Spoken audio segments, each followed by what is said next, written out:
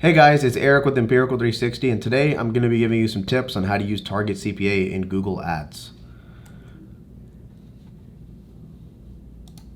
So today I'm going to touch on three main topics. Number one, preparing to use Target CPA, actually implementing Target CPA, and then how to manage Target CPA.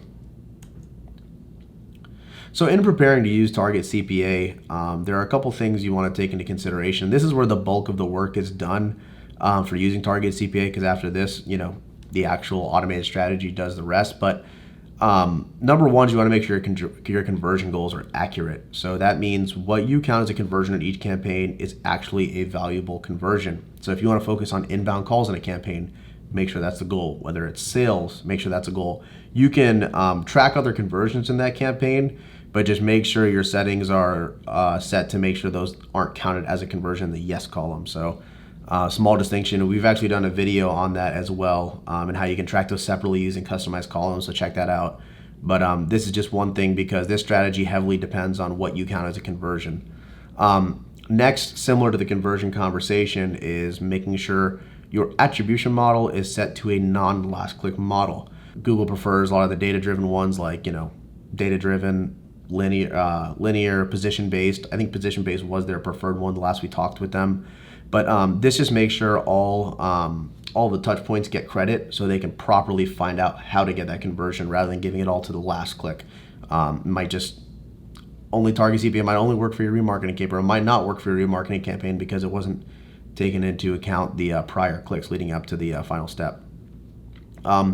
Next, Google does recommend setting your delivery method to standard, and since we're like 10 days out, we're 15 days out from October 1, so that should be a must anyways, because they are doing away with accelerated delivery, which makes us sad.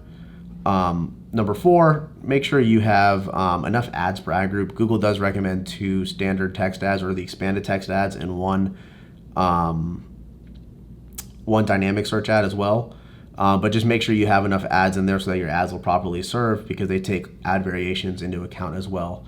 And then last is mentally prepare yourself for a learning phase. And this is serious because there is a learning phase with this bid strategy.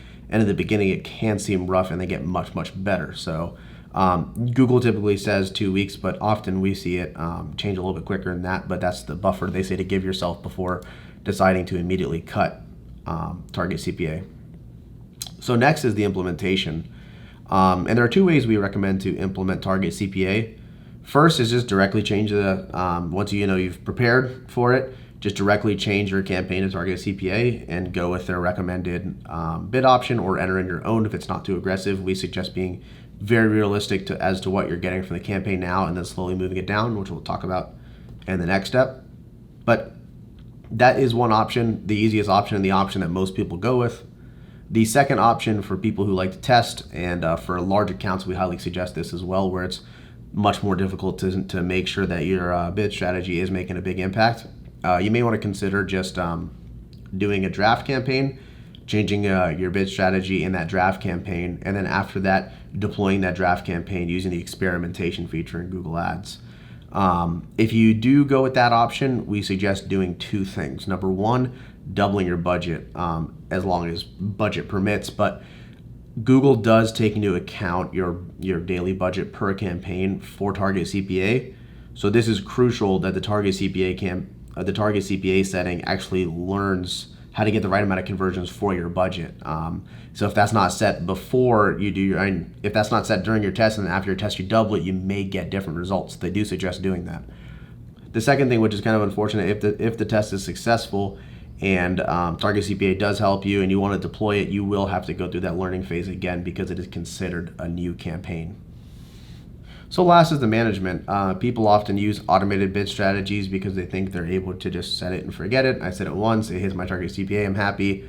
But you can adjust your target, and you should adjust your target. Google will make recommendations as to where you can lower it to, and you can constantly push that forward. Don't be too aggressive, like one day drop your lead cost in half and say, go ahead and hit this. That's not realistic. But you should be keeping a very close eye on this, and it should never be a set it and forget it feature. So that's all we have. Target CPA is something that we have experimented with in the past. And in the past, it wasn't as successful as it is now. So it is something that if you have tried it before and it didn't work, go through our checklist, try it again, and see if you get a different result this time. Thanks.